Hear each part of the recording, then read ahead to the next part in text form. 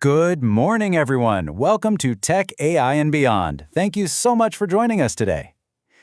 We've spent a lot of time exploring the incredible promise of sustainable technology, right?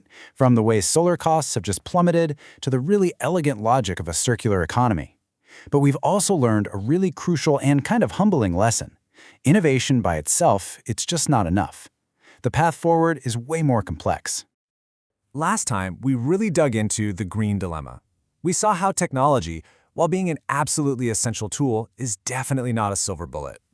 You've got these persistent challenges of cost, the really thorny ethical knots of where we get our resources, and the deep, deep inequities in who actually benefits and who ends up paying the price.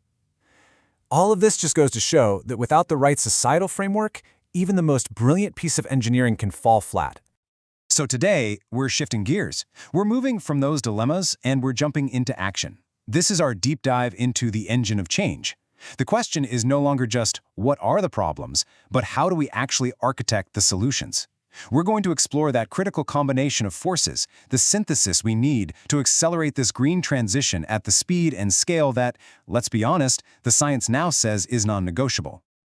To frame our conversation today, we're going to tackle 6 key questions. First, what does the path forward even look like? Second, we hear this term all the time, but what makes Climate Tech 2.0 so different from what came before? Then, we'll get into the absolutely critical role of public policy, the complex dance of global collaboration, and the often underestimated power of you and me. And to wrap it all up, we'll try to paint a picture. What does a successful, thriving 2050 actually look like? Okay, so let's start with that big foundational question. After wrestling with all the dilemmas, what does a viable path forward really consist of? It's so easy to get lost in the sheer complexity of it all, but there's a really clear and powerful way we can think about orchestrating this whole global effort. The core idea is this 4-cylinder engine of change, where 4 different forces have to work together in perfect sync. Cylinder 1, radical innovation. This is the hardware and software of the transition, what we're now calling climate tech. Cylinder 2, accelerating policy. We need governments to set the rules of the road and create a fair market. Cylinder 3, because pollution doesn't care about borders, we absolutely need effective global collaboration. And Cylinder 4, the spark plug that ignites the whole thing, the driving force of individual and collective action. And here's the kicker. You can't just have one or two. A high-performance engine needs every single cylinder firing in concert. It's the exact same for this transition. All right, that first cylinder, radical innovation, brings us to a question that comes with a pretty healthy dose of skepticism. I mean, a lot of us remember the clean tech 1.0 boom back in the early 2000s, right? A ton of hype that ended in a just spectacular bust, wiping out billions in venture capital. So what on earth is Climate Tech 2.0, and why should we believe that this time is going to be any different?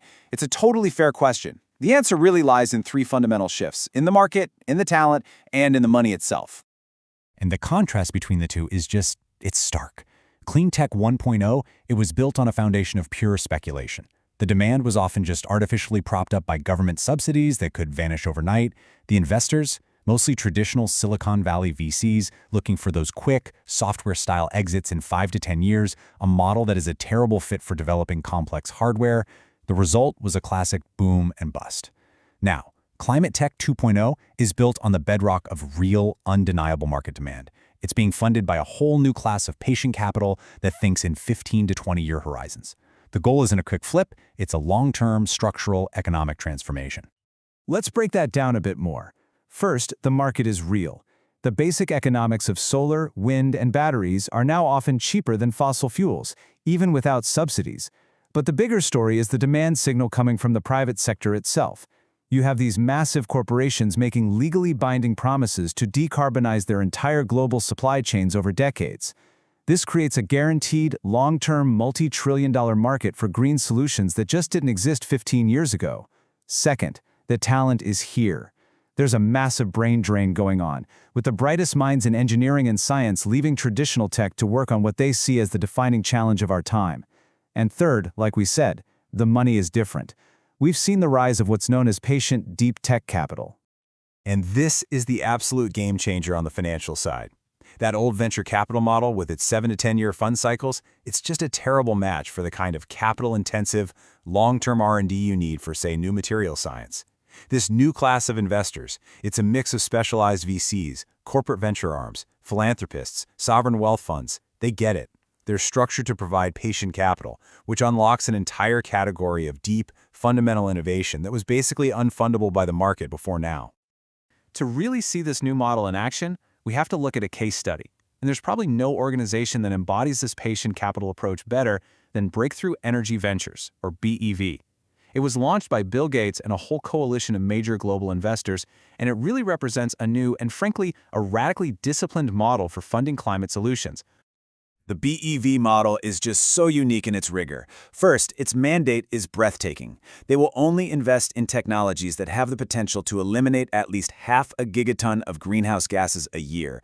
To put that in perspective, that's about 1% of total global emissions. That's the minimum bar for entry. So right away, that filters out tiny improvements and focuses them only on truly transformative breakthroughs. Second, their due diligence isn't just run by financiers. It's led by world-class scientists and engineers. And third, they operate on a 20-year patient time frame, giving these deep tech companies the runway they actually need to go from a lab to a global market. So what kind of technologies does this new investment model actually unlock? I mean, we are talking about moonshots here, ideas that are finally moving from the purely theoretical to the brink of commercial viability in some of the toughest, most carbon-intensive parts of our economy. You know, the ones we absolutely have to crack. Let's look at 3 quick examples. First, direct air capture, or DAC. You've got companies like Climeworks and Carbon Engineering that are basically building these giant chemical vacuums that scrub existing CO2 right out of the air, which can then be buried permanently underground. Second, nuclear fusion, the holy grail of clean energy. Companies like Commonwealth Fusion Systems are making real, tangible progress on compact reactors, trying to harness the power of the stars for clean, safe, and basically limitless energy right here on Earth. And third, precision fermentation. This uses specially engineered microbes in big vats to produce specific proteins and fats, like the ones in milk, but without any animals. It's a technology that could radically slash the massive footprint of our food system. The big takeaway here is that patient capital is funding real hard science for the planet's toughest industrial problems. This brings us perfectly to the second cylinder of our engine. If this radical innovation from climate tech is giving us all these new tools and solutions, how do we make sure they get deployed at the speed and scale we need? Well, that's where public policy comes in. So our third question is, what is the government's role in speeding up this historic transition? The analogy of policy as the operating system for the green transition is it's perfect. Markets are powerful, right? They're great at optimization, but they don't solve systemic problems on their own, especially when the playing field has been tilted in favor of fossil fuels for a century. Smart, consistent, ambitious government policy is the OS that sets the new rules and protocols. It's what allows these cleaner technologies to compete fairly, to function efficiently, and to scale up really, really fast. And governments have a whole toolkit they can deploy. First, and maybe most foundational, is putting a price on pollution. A carbon tax or a cap-and-trade system, it sends a clear, consistent economic signal across the entire economy. Second, they can set clear standards and regulations. Things like fuel efficiency standards for cars or clean electricity standards for utilities have been incredibly effective at driving innovation just by setting a clear destination for the market. And third is strategic public investment. This means funding that fundamental R&D that the private sector just won't touch, and building out essential public infrastructure, like a modernized, continent-spanning power grid. To see what this looks like in practice, let's take a look at the most ambitious example on the planet right now, the European Green Deal. And this isn't just one law, it is a sweeping, continent-wide, legally binding roadmap to completely re-engineer the entire EU economy and hit climate neutrality by 2050. Now, a really critical and globally significant piece of the Green Deal is something called the Carbon Border Adjustment Mechanism, or CBAM. It's basically a tariff on carbon-intensive goods like steel and cement that are imported into the EU, and it has 2 really strategic goals. First, it prevents what's called carbon leakage, where a European company might just move its factory to a country with weaker rules to avoid the carbon price. But second, and this is maybe more important, it creates a powerful incentive for other countries to clean up their own industries if they want to keep trading freely with one of the world's biggest economies. It's a policy tool designed to export climate ambition. That CBAM naturally leads us to our 4th question and our 3rd cylinder, global collaboration. Climate change is the ultimate global commons problem. It just doesn't respect national borders. So how in the world can we foster effective international cooperation on this, especially in an era of rising geopolitical friction? Well, the foundation for global action is the 2015 Paris Agreement, and its architecture is actually pretty clever. After the old top-down Kyoto Protocol failed, the Paris Agreement was built with a bottom-up structure. So instead of imposing targets, it requires every country to submit its own plan, its nationally determined contribution, or NDC. The real genius, though, is in the ratchet mechanism. Every 5 years, countries have to come back to the table with a new, more ambitious plan. And the annual COP summits, those are the operational heartbeat of this whole process. That's where the negotiations happen, progress gets tracked, and global pressure gets applied. It's often messy, for sure, but it keeps the world moving forward, together. At the very heart of this global effort is the principle of climate justice. Developed nations, who are historically responsible for most of the emissions, have long pledged to mobilize $100 billion a year in climate finance for developing nations. And this money is for two critical things: mitigation, helping countries build solar farms instead of coal plants, and adaptation, helping them build resilience to the climate impacts we can't avoid anymore, like building seawalls or developing drought-resistant crops. Now, meeting this pledge has been a challenge, but that flow of capital and technology is a critical enabler for global action. Which brings us to our fourth and final cylinder, the one that really activates the other three. We've talked about innovators, policymakers, diplomats. But what about the rest of us? In a system this huge, how much power do we really have as individuals? This is our fifth question, and the answer is a lot more than we often think. We exert power in two primary roles. First, as consumers, we are a powerful market force. Every dollar we spend is a vote for the kind of world we want to live in. By choosing sustainable products or divesting our savings from fossil fuels, we send these powerful signals that force companies to change. But our second role is even more potent: the citizen as a political force. Individual choices are important, absolutely, but collective political action is what transforms entire systems. Movements like Fridays for Future, led by young people, they have fundamentally changed the political conversation.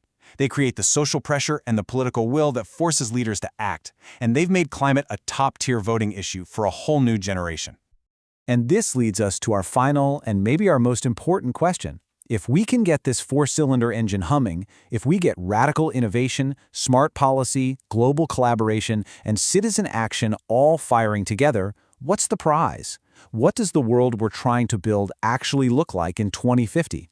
It's so important to have a hopeful, tangible vision to work towards. Here's a glimpse of that vision. By 2050, our energy could come from an intelligent, resilient grid, powered by renewables and next-gen nuclear. Our cities could be greener, quieter, human-centered 15-minute cities where everything you need is a short walk or bike ride away. Our economy could be fundamentally circular, where that old take-make-waste model is just a relic of a less sophisticated time. And we could manage our global commons, our oceans, our forests, with wisdom, using a digital ecosystem of AI, IoT, and satellites to create a real-time digital twin of our planet's health. This isn't science fiction. It's a possible future built on technologies and ideas we have today. Okay, we have covered a ton of ground today on our journey through the engine of change. We've dissected the innovation of Climate Tech 2.0, the power of smart policy, the absolute necessity of global agreements, and the indispensable role of citizen action. So let's just boil this all down to the single most important takeaway. The ultimate takeaway is this: success is possible, but it is not guaranteed. It is not going to come from a single magic bullet technology or one perfect policy. A sustainable and thriving future is absolutely within our reach, but only through a dynamic, powerful interplay of these four forces. We need the inventors, the policymakers, the diplomats, and the citizens, all of us, pushing in the same direction. The road ahead is going to be challenging, no doubt about it, but for the first time in history, the technologies and the frameworks we need to succeed are finally within our grasp. That concludes our analysis of the engine of change. And coming up next on Tech AI and Beyond, we are launching a brand new series, diving deep into one of the most transformative technologies of our time. We'll be exploring the architecture, the capabilities, and the profound societal implications of generative AI. It is a series you are not going to want to miss. Thank you so much for watching. If you enjoyed this, please subscribe, like, and share. And don't forget to hit the bell for more from Tech AI and Beyond.